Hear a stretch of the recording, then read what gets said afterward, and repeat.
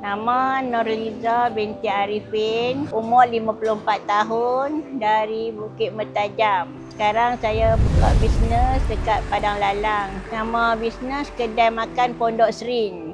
Saya start bisnes ini tahun 2015. Makanan yang selalu masak, kari ikan, ayam masak merah, kari daging, kurma daging, asam pedas. Itulah yang selalu masak. Menu dekat kedai ni lebih kurang 50-60 jenis lah. Boleh kata semua masakan termasuk tumis dengan Ajinomoto. Sebab dia menambahkan aroma, lagi sedapkan masakan lah. Dia kalau tak letak tu dia macam tak ada wangi lah. Macam tu lah dia tolong menseimbangkan dan bagi balance lah. Ajinomoto ni dah lama lah. Memang dari mak guna Ajinomoto lah. Lepas tu bila saya dah makan masakan dia pun, saya masak pun saya guna Ajinomoto juga.